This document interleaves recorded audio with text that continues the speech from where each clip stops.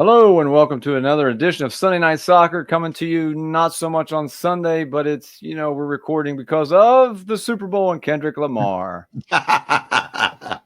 We got our special guest, our backstage reinforcements, Eric, with us. How you guys doing today? Amazing. How are you? Doing all right, doing all right. We got some new stuff this week. We're excited. Looks like you got a new soccer ball, so you're excited? Yes, I do. It looks like a basketball, but it's for your feet. Love it. There you go. Thanks. Where'd you pick that up at? The conference. You were right there. Yeah, nice. All right, so like we said, without further ado, we're going to get into some important stuff this week. We're going to speed things up and get right through it, so we're excited to get going. So with that, this week, we're going to talk about this week in soccer. We're going to go through some stats and league leaders in three of the biggest leagues in Europe. We're going to talk about coaching and some topics around the coaching world that might be interesting to people of all age groups, depending on where you coach. The big issue, we're going to dive into something important that's going on around the world in soccer. And then we're going to get our cross culture in, talk about some highlights, some street soccer, things within the soccer rebellion in that world. And then we're going to go through the team of the week. We've got a special shout out. We're going to save that for the end. And then we're going to go through our New Year's resolution, our Spanish lesson, which is not going so well, is it? No, but we're getting better. We will get better. We're working on it. We're working on it. Yep. So, all right. So without further ado, let's move on to our first topic of the week. The first thing we're going to get into is this week in soccer. So 5 big things kind of going on. It was an FA Cup weekend over the weekend. So if you missed that. What's the FA Cup, Jay? I just want to urge people to go look it up. It's one of the greatest competitions in the world to me for any sport. So Open Cup competition, an open tournament where all the teams in England compete against each other. Man City almost got beat this weekend by Leyton Orient, a lower level team. Fantastic, man. Like, people were hanging out in the balconies of apartment buildings trying to watch down this little stadium as Man City played there. Liverpool did lose, so check out the FA Cup. It's great. João Felix joins AC Milan. Exciting news for us, Mike D. There you go. Absolutely. The Madrid derby, Atletico Madrid, Real Madrid drew 1-1 in the Madrid derby. Dembele leads PSG 13 points clear in the French league, so they're running away with it already here, kind of as usual in the French league. And with MLS starting up here in 2 weeks, there's an expansion team. San Diego FC is a new team this year, so kind of be on the lookout and check them out. So that's this week in soccer. Mike D, we'll head to you now for the league leaders around some of the biggest leagues in Europe. So, let's get a good snapshot of what's going around the world with the league leaders. So if you're looking at League Liga, let's start there. That's in Spain. Real Madrid is clearly on top with 49 points, closely chased by Atletico Madrid and Barcelona. And Atletico Madrid with 48 points and Barcelona with 45. Falls off from there. Athletic Club with 41 points and then Villarreal with 37. All right, so that's Spain. Let's check out Serie A in Italy. Serie A in Italy, my team, AC Milan, sitting at 8th place with 35 points. And first, we have Napoli with a stronghold at 54 points. Inter, 51 points. And then Atalanta and Lazio. Atalanta with 47 points. And then Lazio in 4th with 42. So the top 3 are kind of running away with the pool. Juventus is at 5th place with 40. Has a chance to catch Lazio. Now with Milan's recent transfer, we'll see if Felix can actually make the difference that AC Milan was looking for. And we also want to bring up, those top 4 we talked about last week, the Champions League spots, those, not just first place. There's a lot more at stake. Top 4 make a lot of money. That's right. Yeah. And last but not least, let's move on to the Premier League. EPL. So right now, Liverpool with a clear shoulders ahead or a head above shoulders with 56 points. Arsenal, my brother Eric's Arsenal with 50 points in second place. Nottingham Forest, the underdogs, standing hold, trying to get that 50 mil. Love it. 47 points. And then you have Chelsea at 43 points with Man City and Newcastle and Bournemouth nipping at their heels with 40 and 41 points. Yeah, Bournemouth having a great season, man. So it's great to see Nottingham Forest up there. And if you're just catching up with us or you're not sure what we're talking about, there's a lot more at stakes. We just talked before we came on the air. Mike D and Eric about the Super Bowl, but people don't understand these leagues, not just always about first place. The top 4 make it into the Champions League. Lots of money at stake, lots of television revenue. All those kind of things are at stake. So those things are important as well. So moving on here, we're going to go around to the top leaders in goals, assists, and clean sheets around Europe. And most of the top 5 leagues is what we look through for this. We got Mo Salah from Liverpool having a great season. He's still on 21 goals, leading all of Europe. Harry Kane sneaking in there, Bayern Munich with 21. Redigue from Atalanta with 20. Harry Kane's not sneaking in anywhere. Very tall. Well, yeah, it's true. He is tall. Haaland from Man City with 19. Lewandowski from Barcelona with 18. Isak with again from Newcastle 17. Wood from Nottingham Forest 17. Dembele there from PSG along with Mbappe. And Marmoush, who just came to Man City. Mbappe does not play for PSG. He plays for Real Madrid. Oh, that's true. It's Real Madrid. That's a typo. Where's our backroom staff? Get on that. You know what? Is it worth talking about Dembele because the catastrophe he was at Barcelona? So if you don't know about Dembele, he was supposed to kind of take over. You know, he was supposed to be Vinny, in my opinion. He was supposed to be Vinny Jr. for Barcelona. Yep. Athletic as all hell, just never really panned out in Barcelona and put it together. Like they spent tons of money on him and he just never showed up. Now, I don't pay attention to Ligue 1, which is the French league. Yeah. And I don't know how obviously he's scoring goals, but PSG, it's like PSG and who else? Like Lyon. I mean, I don't think it's a very competitive league. That's what we talked about earlier. And, they're already winning. They're in first place by 13 points and it's February. And, but they're running away with it, even though they lost, some of those big stars. They still, the French league, like you said, just not real competitive top to bottom. Yeah. But PSG is always up there at the top, though. So going on to assists, same guy, Mo Salah. So he's leading in goals and assists, 13 assists. Lamine Yamal, the youngster from Barcelona, tied with Saka, Wirtz, Olise, Marmoush again. So Man City gets Marmoush, who's right up there in goals and assists. And your boy, Anthony Robinson from Fulham, all tied on 10 assists. Harry Kane with 8 assists. Rafinha from Barcelona. And your boy Pulisic with 8 for AC Milan sneaking in there. So he's in there with assists in Europe. Not Pulisic, it's Pulisic. That's right. Thank you very much. And he's also got 6 goals. And that's something we got to add to this, how the Americans are doing across the board. And kind of just give a staff to that. Yeah. Backroom staff. You on that? Get that, Eric. Put that down in our notes. You got it? I'm on it. All right. He's on. Perfect. I didn't mean to wake you up. Sorry, buddy. Clean sheets. All right. We got Ramiro's Real Sociedad tied with Summer from Inter with 11. We got Oblak from Atletico Madrid with 10. Merritt from Napoli with 10. And Sells from Nottingham Forest again with 10. Manuel Neuer from Bayern Munich, 9. Samba, Magnan, and Jordan Pickford, and Gulaxi from Leipzig, all tied on 9 clean sheets or shutouts. Depends on where you're at, what you call it, but that's what they are. Jay, I got to give you credit on these pronunciations. My God, dude. I do what I can, even though I get highly criticized by our staff. Well, when you say Pulisic, I mean, that's the only thing that you say that sounds like completely moronic. But all the rest of these has been fantastic. Well, kudos to you. We'll just keep that conversation for another time. Okay. Sounds good. I try to do the best that we can. So, all right, there's our stats and leaders around Europe. So now we're going to get into something interesting here. We're going to talk about coaching.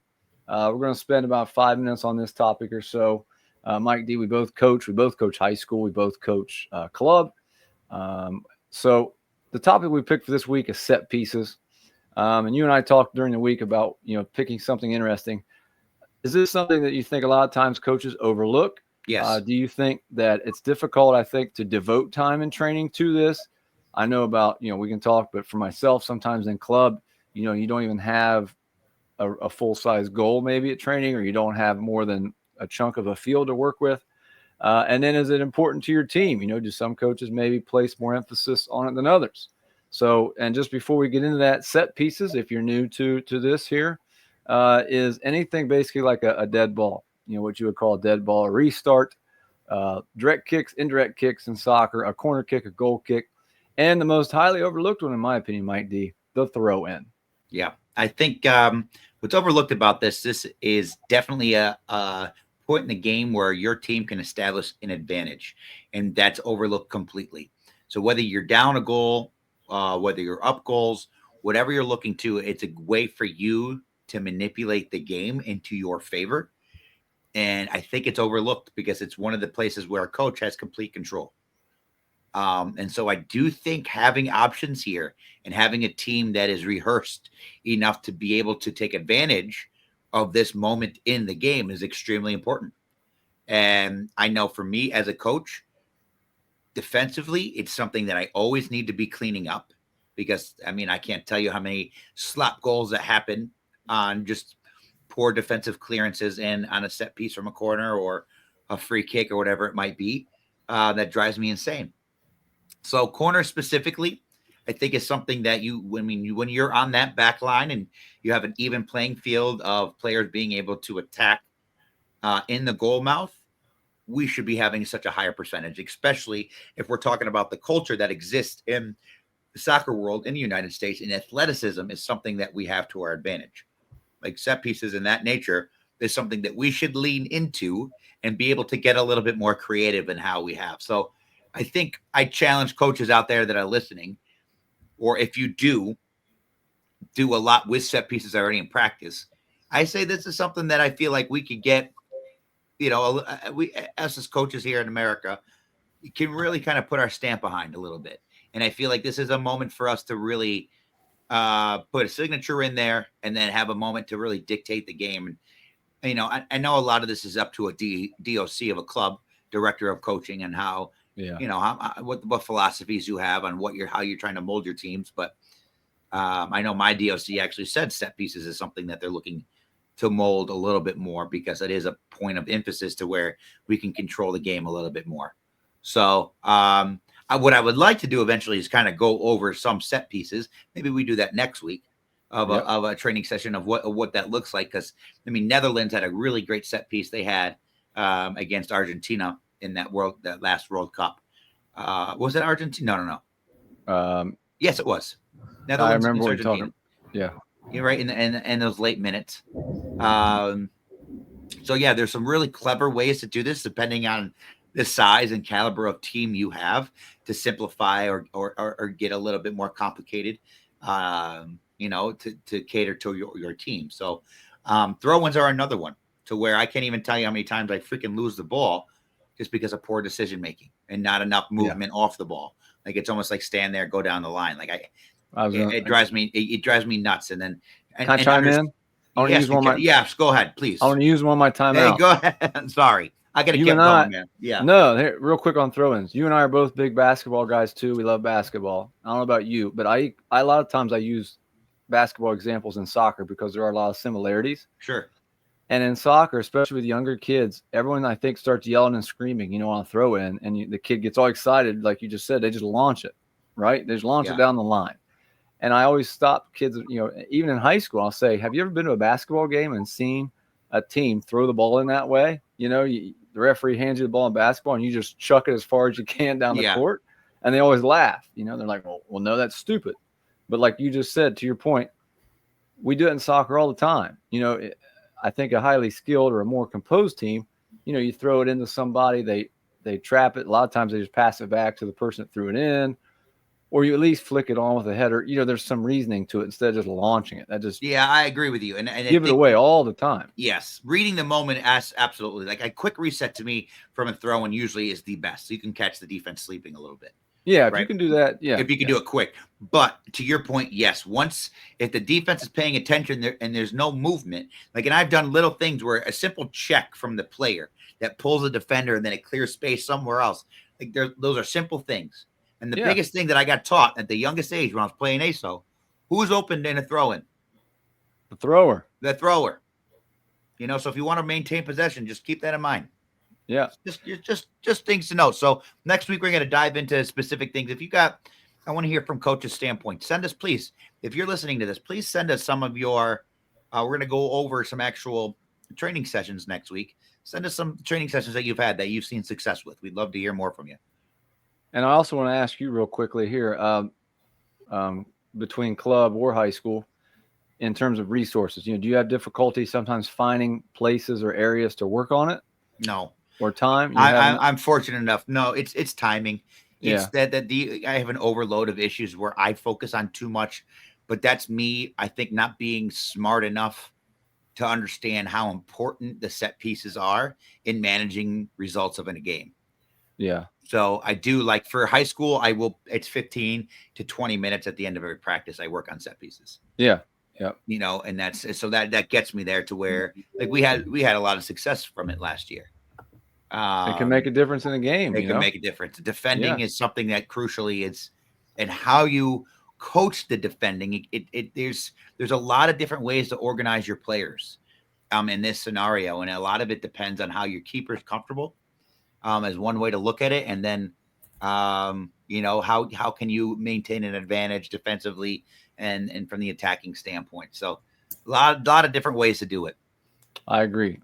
So moving on, the big issue. We're going to get into this each week. The big issue we're going to talk about this week is the transfer window. If you're not sure what the transfer window is, it's not an actual window. It's the trade deadline. So if you're familiar with the NBA, the NFL, all those kind of things, it's like the trade deadline. And the issue we're going to talk about a little bit today is the timing of it. But before we get to that, so the transfer window is in January in Europe. That's the only time in the middle of the season, and then in the summer when the seasons are over with. So those are the two times during the season that teams can, they don't really trade like we would call it in our sports, but they buy and sell players. You can change your team basically. Yeah. That just closed at the end of January. So it was a lot like the NBA trade deadline. We talked about with Luka and all these big things going on in the NBA. So one thing that's different that people don't understand maybe is that the MLS schedule is almost the opposite of the rest of the world. Here in the MLS right now, which might be changing soon, we play almost basically like on a baseball schedule. MLS is getting started here in a couple of weeks, and then they'll play all through the summer until about November. In Europe, all the big leagues everywhere else play from basically the end of August till May, what we would consider like the school year. That's their season.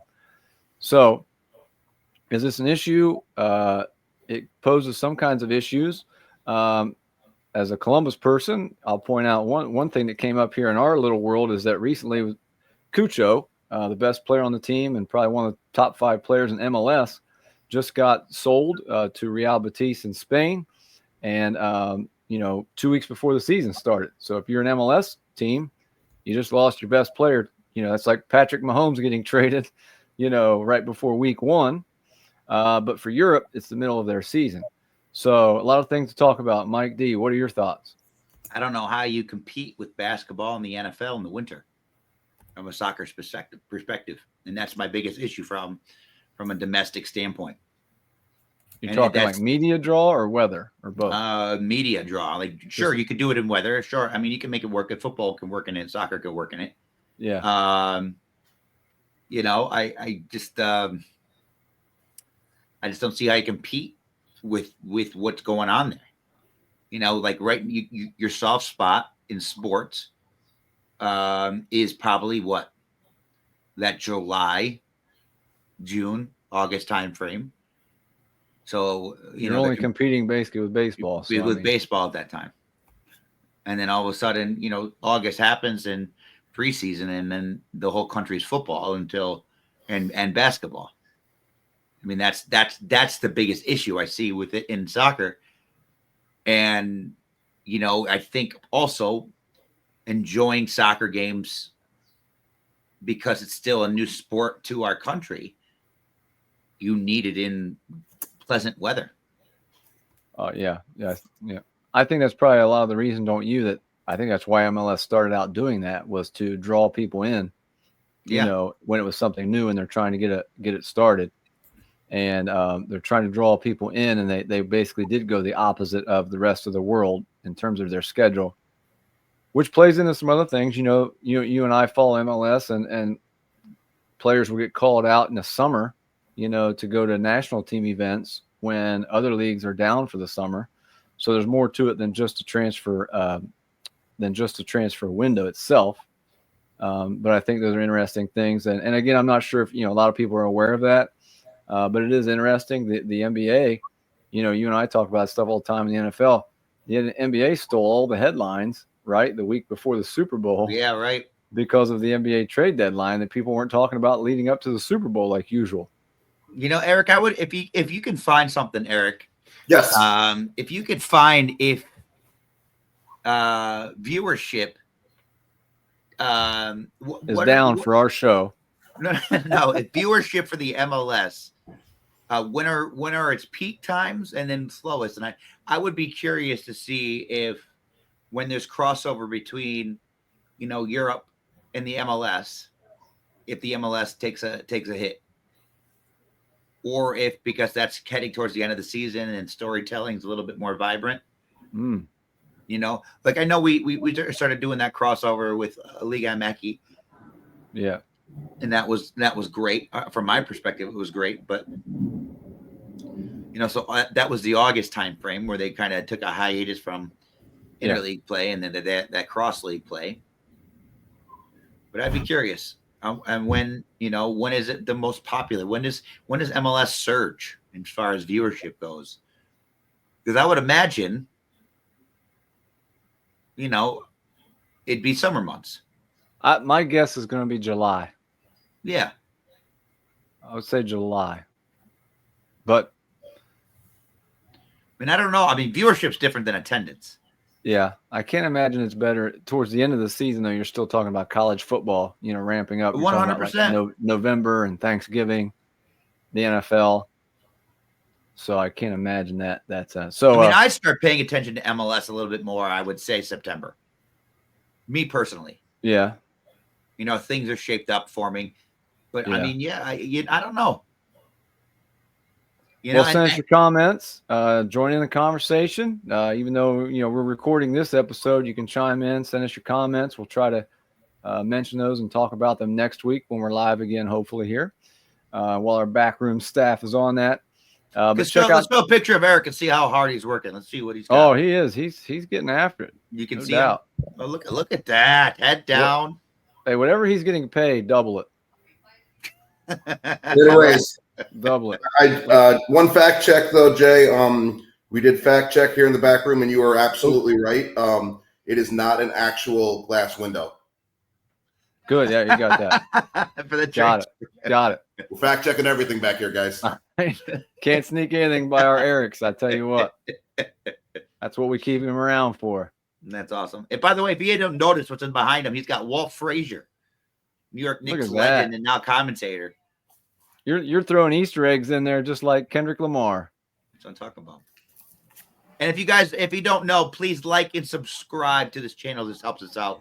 It helps us make the game more accessible. With a lot of these donations we have or any kind of sponsorships that we get, it goes to putting on events, leagues, any type of platform that makes the game more accessible. Jay is doing something great in Columbus right now with the Columbus Crew Courts going around elementary schools, hosting after-school programming. He's got that going on. We got the lab going on. We got our Bridge Street League going on, which is virtually free for adults around the Grand Rapids area. So please like and subscribe. The Soccer Rebellion and Straight from the Training Ground.